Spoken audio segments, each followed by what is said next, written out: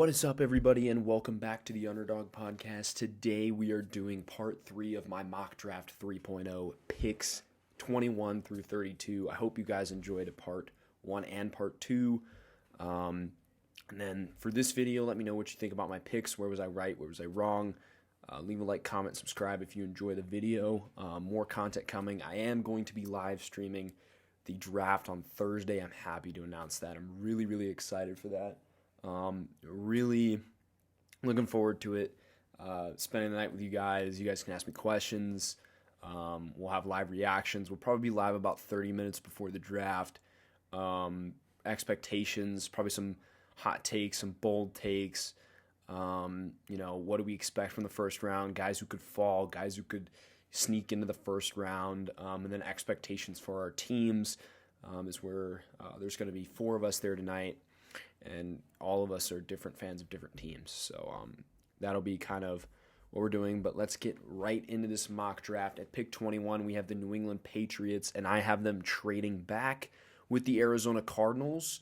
Arizona is going to get pick 21. New England's going to get pick 23, and both 6-rounders from Arizona, picks 201 and 215, because Arizona is hopping up here to come up and steal Andrew Booth Jr., cornerback from Clemson.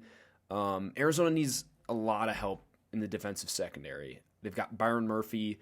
They drafted Marco Wilson last year, who had a rough rookie year to say the least. And then outside of that, they don't really have anybody else. I think Andrew Booth Jr. comes in here as a really nice zone scheme fit for them out of Clemson. Really like this pick. I think it's really good value for Arizona at 21 as well. I think the one question with Booth probably is long speed, but I think it's less of an issue in this zone-heavy scheme that Arizona likes to run.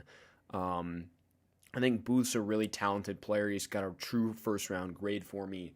Really good ball skills. I think he's a really smart player. I think his big issue is going to be tackling, and you do have some guys in there that are not afraid to tackle in that secondary. Budda Baker, Byron Murphy Jr., so he's got some mentors there as well. I really like this pickup for the Arizona Cardinals. And then at 22, we have the Green Bay Packers with a bunch of receivers on the board. My receiver 2 is still there in Drake London. I think this would be a great pick for Green Bay. The big success of Green Bay's offense last year was Aaron Rodgers' connection with Devontae Adams with their back shoulder fades. And I think Drake London can come in here. He can play the big slot or outside. Probably most likely going to play the big slot, which is what he did at USC. He's going to go in there and he's going to run intermediate routes over the middle, and he's going to run back shoulder fades. And Aaron Rodgers is going to have a heck of a time with Drake London. I think London is a boom or bust prospect, but if he does boom, he's going to be absolutely special. I think he can be DeAndre Hopkins 2.0 to some extent.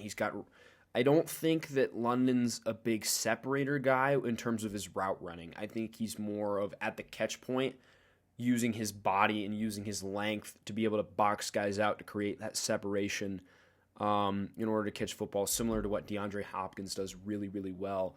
So he's not going to be, I don't think he's ever going to be an elite route runner, but I think he has the physical tools and physicality to be similar to that of DeAndre Hopkins.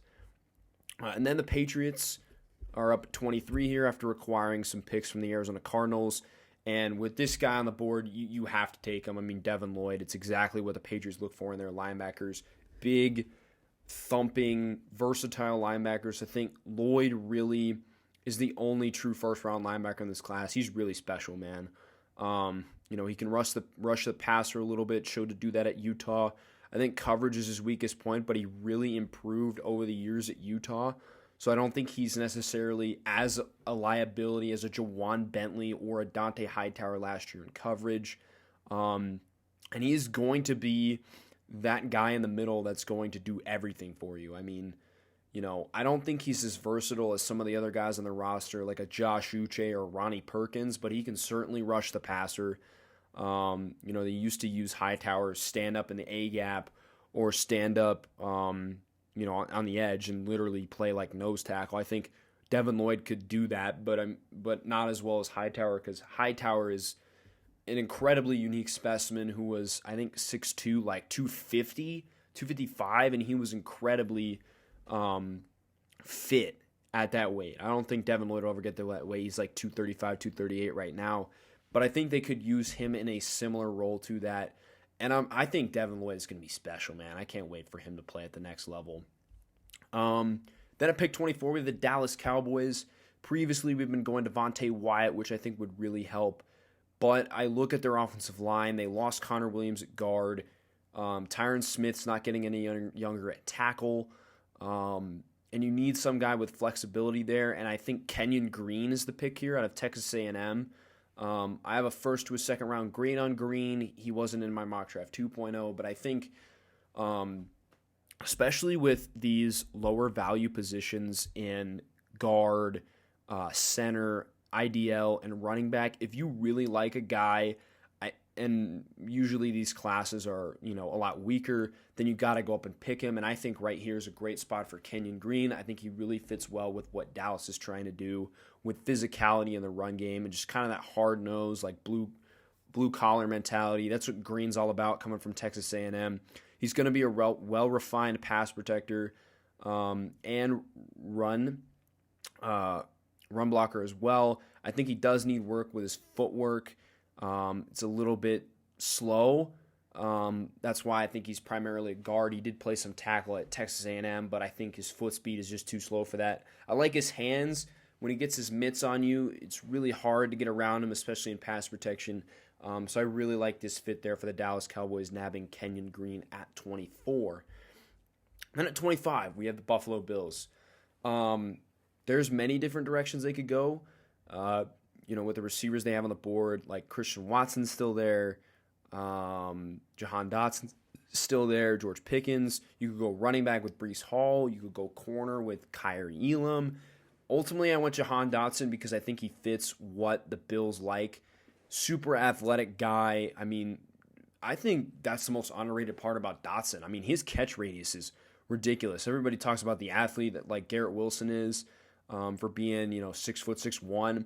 Jahan Dotson's as good of an athlete as Garrett Wilson is. They're probably around the same speed.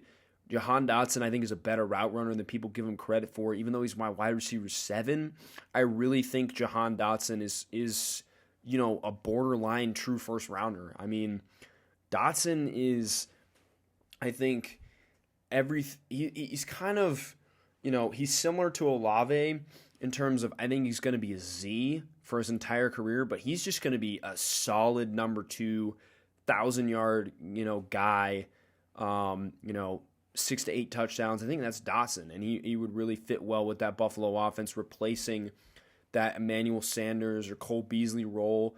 I think you could see him in the slot a lot at Buffalo, and I think an underrated perk with Dotson is if you want to play Diggs in the slot, you can, because Dotson is shown to beat press, and he's actually probably the best guy at beating it in this class.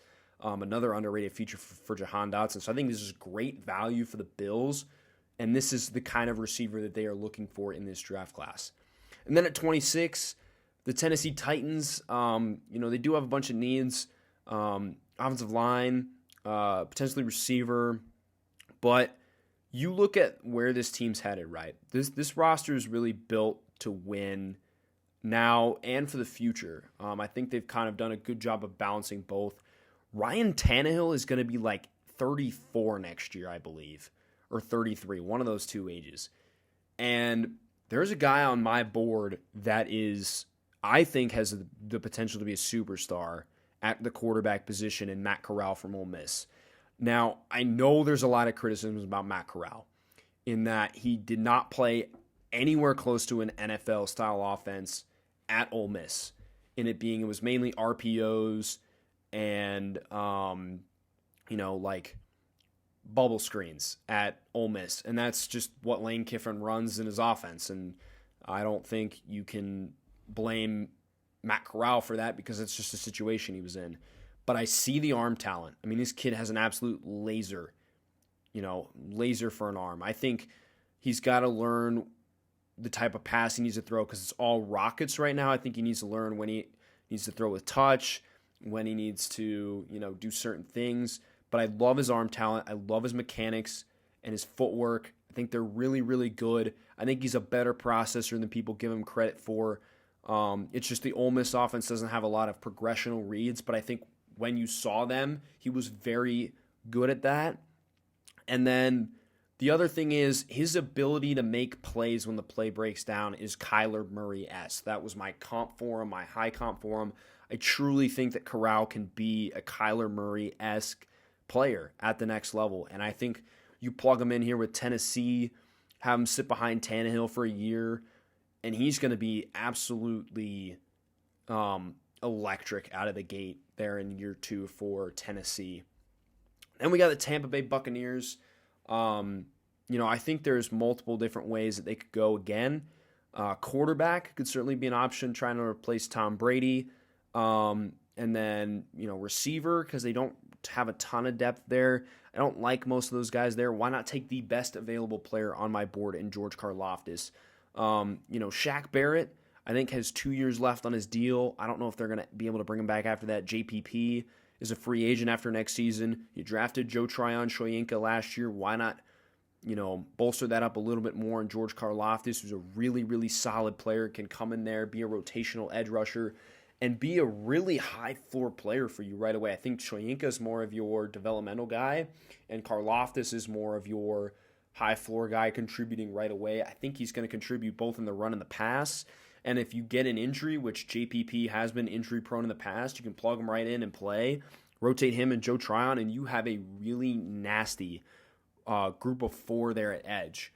Karlaftis, to me, is officially becoming underrated. I mean, you're seeing guys like Jermaine Johnson go in front of him, certain guys like that. And I know I have them in this mock of what I would do, going on there.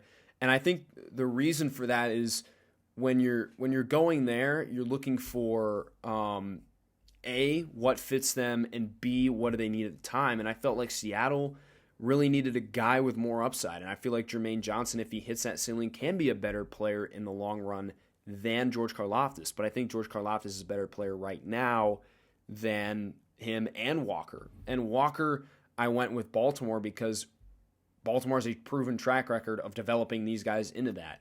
And then I didn't go there with Philadelphia because I felt like Philadelphia needed more help in the secondary rather than an edge. And then I could have gone with Arizona as well, but I felt like Arizona needed more help on the perimeter and secondary. By the way, speaking of Philadelphia and New Orleans, I flip-flopped their picks on accident. Philadelphia has 18 and New Orleans has 19. It would not change their picks, by the way. Just keep that in mind. Then we go to 28, Houston. Traded all the way down here with the Green Bay Packers, who traded up for Jameson Williams. And this is the player that I was talking about that will help you win in the future but lose now, and that is David Ojabo, edge Michigan. Ojabo unfortunately tore his Achilles at his pro day.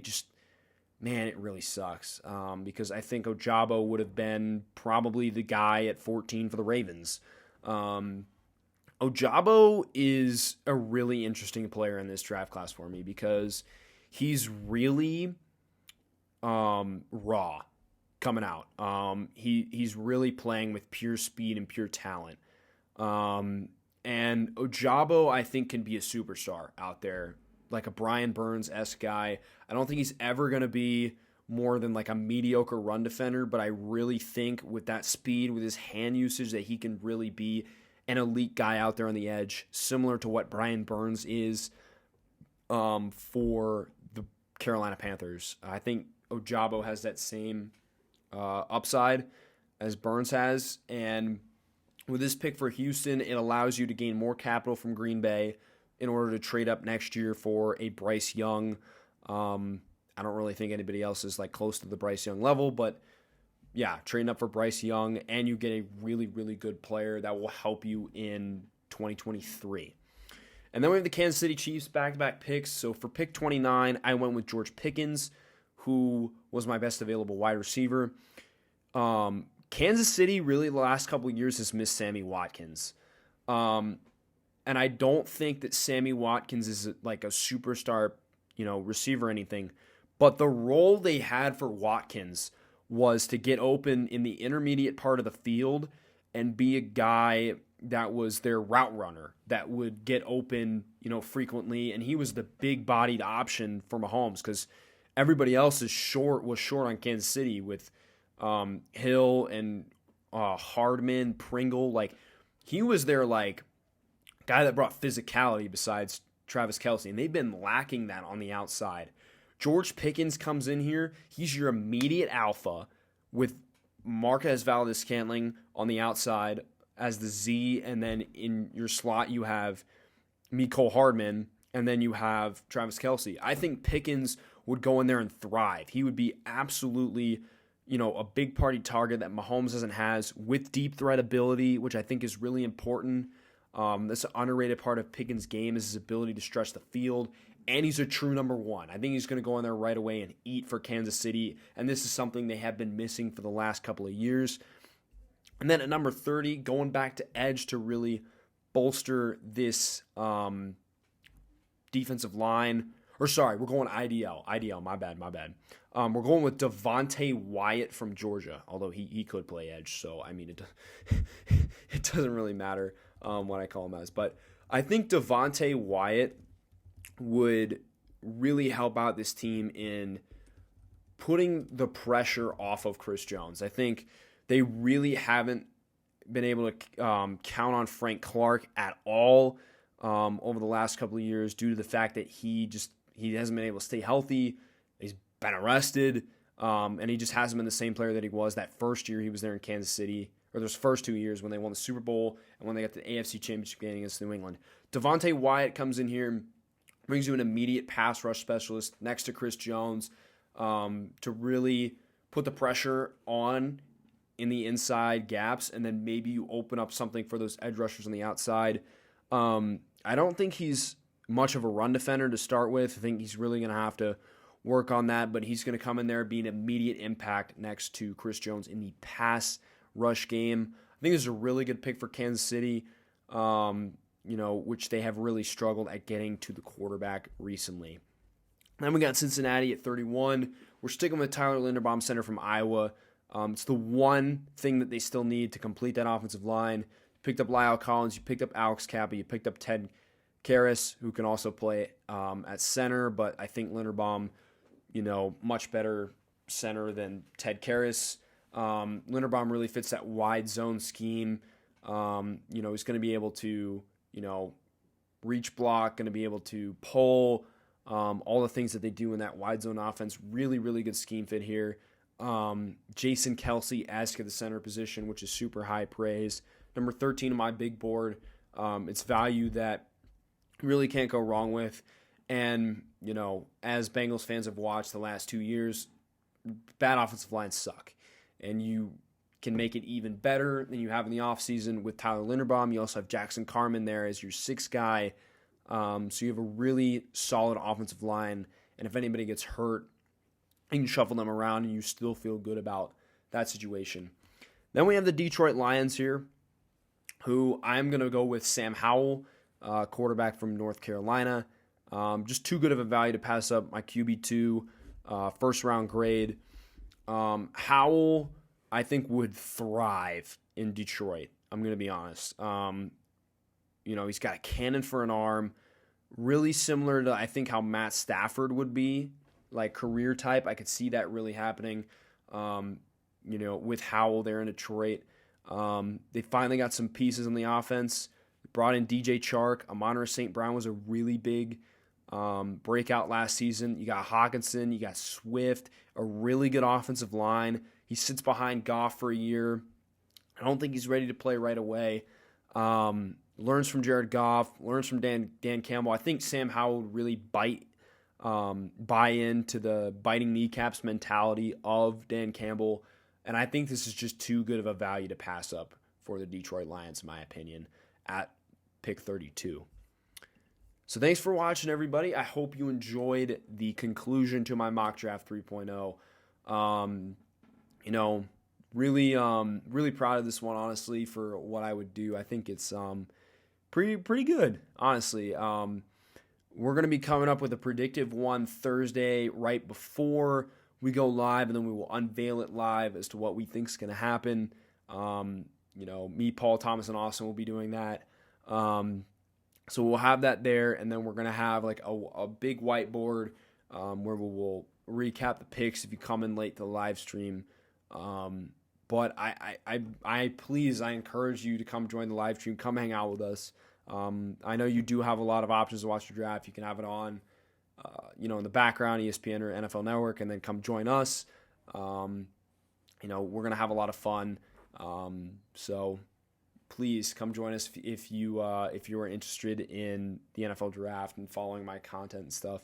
But thanks for watching, everybody. I really appreciate it. Draft day is so close to us now. I'm recording this on Tuesday night, so it's about a little over a day away. So I'm super excited to be able to cover it. It's been a long couple of months, making mock drafts, studying prospects, but all going to pay off on Thursday. So really excited for that. But everybody, have a great day. See you on draft day, hopefully, and peace.